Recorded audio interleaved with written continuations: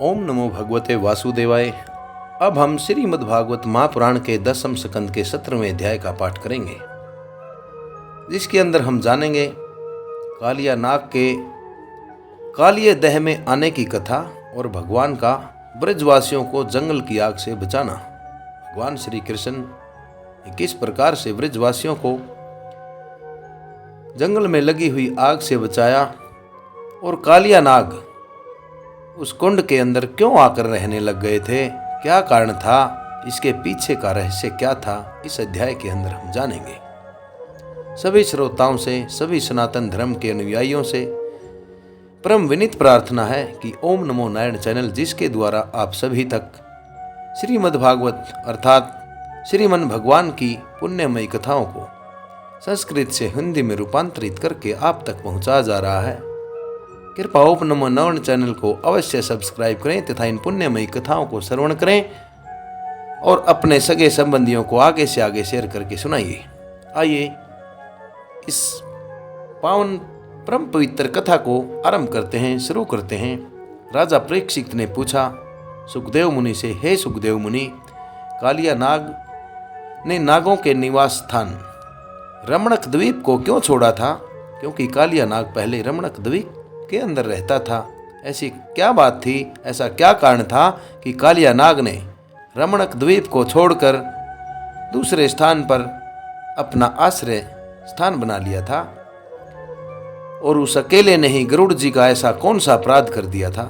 गरुड़ जी जो भगवान श्री कृष्ण की सवारी हैं, विष्णु जी की सवारी हैं, गरुड़ जी का वो कौन सा अपराध कर दिया था कालिया नाग ने, जिस कारण वो अपने रमण द्वीप को छोड़कर इस स्थान पर आ गया था? सुखदेव मुनि जी बतलाते हैं, परीक्षित, पुराने समय में गरुड़ जी को उपहार के रूप में प्राप्त होने वाले सर्पों ने यह नियम कर लिया था कि प्रत्येक मास में एक निश्चित वृक्ष के नीचे गरुड़ को एक सर्प की भेंट दी जाएगी। इस नियम के अनुसार प्रत्येक अमावस्या को सारे सर्प अपनी रक्षा के लिए महात्मा गरुड़ जी को अपना अपना भाग देते थे। क्योंकि गरुड़ जी की माता विनिता और सर्पों की माता कद्रू में आपस में बहुत बड़ा बैर था। माता का बैर याद करके गरुड़ जी जो भी सर्प मिलता उसी को खा जाते थे। इससे व्याकुल होकर सब सर्प ब्रह्मा जी की शरण में गए। तब ब्रह्मा जी ने यह नियम बना दिया कि प्रत्येक अमावस्या को प्रत्येक सर्प परिवार बारी बारी से गरुड़ जी को एक एक सर्प की बलि दिया करेंगे। इस नियम के अनुसार प्रत्येक अमावस्या को सारे सर्प अपनी रक्षा के लिए महात्मा गरुड़ जी को अपना अपना भाग देते थे, अर्थात एक सर्प की बलि अपनी मर्जी के साथ इच्छा अनुसार उन्हें दे देते थे। उन सर्पों में कद्रू का पुत्र कालिया नाग अपने विष और बल के घमंड से बहुत मतवाला हो रहा था। उसने गरुड़ जी का तिरस्कार करके स्वयं तो बलि देना दूर, दूसरे सांपों को भी, दूसरे सांप जो गरुड़ जी को बलि देते थे उन्हें भी खा लेता था। परीक्षित, यह सुनकर भगवान के प्यारे पार्षद शक्तिशाली गरुड़ को बड़ा क्रोध आया, इसलिए उन्होंने कालिया नाग को मार डालने के विचार से बड़े वेग से उस पर आक्रमण कर दिया। विष को धारण करने वाले कालिया नाग ने जब देखा कि गरुड़ बड़े वेग से मुझ पर आक्रमण करने आ रहे हैं, तब वह अपने 101 फणों को फैलाकर गरुड़ जी को डसने के लिए उन पर टूट पड़ा। उसके पास शस्त्र थे केवल दांत, इसलिए उसने दांतों से गरुड़ को डस लिया। उस समय वह अपनी भयावनी जीभें लपलपा रहा था। उसकी सांस लंबी चल रही थी और आंखें बड़ी डरावनी जान पड़ती थी। तारक्ष्य पुत्र गरुड़ जी भगवान विष्णु के वाहन हैं और उनका वेग और पराक्रम भी बहुत ही अतुलनीय है, जिसकी कोई तुलना नहीं की जा सकती। कालिया नाग की यह ढिठाई देखकर उनका क्रोध और भी बढ़ गया और उन्होंने उसे अपने शरीर से झटक कर फेंक दिया एवं अपने सुनहले बाएं पंख से कालिया नाग पर बड़े वेग से प्रहार किया। उनके पंख की चोट से कालिया नाग घायल हो गया। वह घबराकर वहां से भागा और यमुना जी के इस कुंड में चला आया।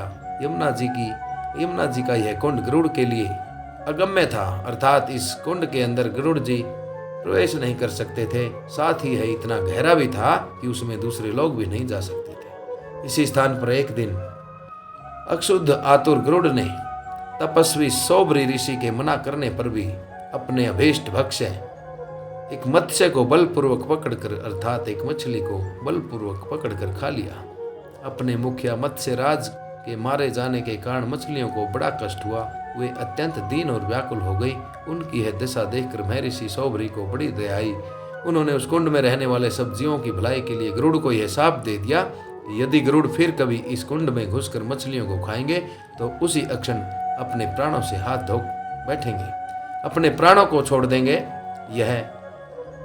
मैं यह सत्य सत्य कहता हूं परीक्षित, महर्षि सौभरी के इस सांप की बात कालिया नाग के सिवा और किसी सांप को नहीं पता था, इसलिए वह गरुड़ के भय से वहां रहने लगा था। और अब भगवान श्री कृष्ण ने उसे निर्भय करके वहां से रमणक द्वीप में भेज दिया। परीक्षित, इधर भगवान श्री कृष्ण दिव्य माला, गंध, वस्त्र, महामूल्य मणि और सोने के आभूषणों से सुसज्जित होकर उस कुंड से बाहर निकले। उनको देखकर सब के सब ब्रजवासी इस प्रकार उठ खड़े हुए जैसे प्राणों को पाकर इंद्रियां चेत हो जाती हैं। सभी गोपों का हृदय आनंद से भर गया। वे बड़े प्रेम और प्रसन्नता से अपने कन्हैया को हृदय से लगाने लगे। परीक्षित, यशोदा रानी, रोहिणी जी, नंद बाबा, गोपी और गोप सभी श्री कृष्ण जी को सकुशल पाकर बहुत खुश हुए। उनकी इच्छा पूरी हो गई। बलराम जी तो भगवान के प्रभाव को जानते ही थे।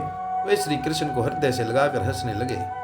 पर्वत, वृक्ष, गाय, बैल, बछड़े सब के सब आनंद मगन हो गए। गोपों के कुलगुरु ब्राह्मणों ने अपनी पत्नियों के साथ नंद बाबा के पास आकर कहा, नंद जी, तुम्हारे बालक को कालिया नाग ने पकड़ लिया था, सो छूट कर आ गया है। यह बड़े सौभाग्य की बात है। श्री कृष्ण के मृत्यु के मुख से लौट आने के उपलक्ष्य में तुम ब्राह्मणों को दान करो। परीक्षित, ब्राह्मणों की बात सुनकर नंद बाबा को बहुत बड़ी प्रसन्नता हुई। उन्होंने बहुत सा सोना और गौएं ब्राह्मणों को दान दी। परम सौभाग्यवती देवी यशोदा ने भी काल के गाल से बचे हुए अपने लाल को गोद में लेकर हृदय से चिपका लिया। उनकी आंखों से आनंद के आंसुओं की बूंदें बार बार टपकती पड़ती थी। परीक्षित, ब्रजवासी और गौएं बहुत थक गई थी, ऊपर से भूख और प्यास भी लगी हुई थी, इसलिए उस रात वे ब्रज में नहीं आए। वहीं यमुना नदी के तट पर सो गए।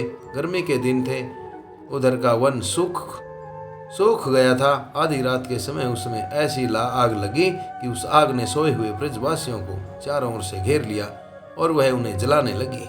आग की आंच लगने पर सभी ब्रजवासी घबराकर उठ खड़े हुए और लीला मनुष्य भगवान श्री कृष्ण की शरण में गए। उन्होंने कहा, प्यारे श्री कृष्ण, श्याम सुंदर, महाभाग्यवान बलराम, तुम दोनों का बल विक्रम बहुत ही अनंत और तेज है। देखो देखो, यह भयंकर आग तुम्हारे सगे संबंधी हम सब जनों को जलाना ही चाहती है। तुम में सब सामर्थ्य है। हम तुम्हारे सुहृदय हैं, इसलिए इस प्रलय की अपार आग से हमें बचाओ। प्रभु, हम मृत्यु से नहीं डरते, परंतु तुम्हारे अकुत भय चरण कमल छोड़ने में हम असमर्थ हैं। हम आपके चरण कमलों को भी नहीं छोड़ सकते। भगवान अनंत हैं, वे अनंत शक्तियों को धारण करते हैं। उन जगदीश्वर भगवान श्री कृष्ण ने जब देखा कि मेरे सवजन, मेरे प्रियजन इस प्रकार व्याकुल हो रहे हैं, तब वे उस भयंकर आग को पी गए, अर्थात अग्नि का पान कर गए। शायद वो इसलिए अग्निपान कर गए क्योंकि सबका दाह दूर करने के लिए वो अवतीर्ण हुए हैं, इसलिए यह दाह दूर करना भी उनका कर्तव्य है। या फिर राम अवतार में श्री जानकी जी को सुरक्षित करके अग्नि ने जो राम जी का उपकार किया था, सीता जी को जो सुरक्षित रखा था, अब उसको अपने मुख में स्थापित करके उसका सत्कार करना उनका कर्तव्य था। या फिर कार्य का कारण में लय होता है। भगवान के मुख से अग्नि प्रकट हुआ, इसलिए भगवान ने उसे मुख में ही स्थापित कर लिया। मुख के द्वारा अग्नि शांत करके, या यह भाव प्रकट करना चाहते हैं कि आग अग्नि को शांत करने में भगवान के मुख स्थानीय ब्राह्मण ही समर्थ हैं। इस प्रकार से सभी श्रोताओं द्वारा इस परम पवित्र अध्याय को सुना गया। अगले अध्याय में हम 18वें अध्याय में प्रलंबासुर अर्थात प्रलंब असुर का उद्धार किस प्रकार से हुआ, ये सुनेंगे। इन्हीं शब्दों के साथ सभी को नरेंद्र कौशिक का ओम नमो भगवते वासुदेवाय, ओम नमो भगवते वासुदेवाय। ओम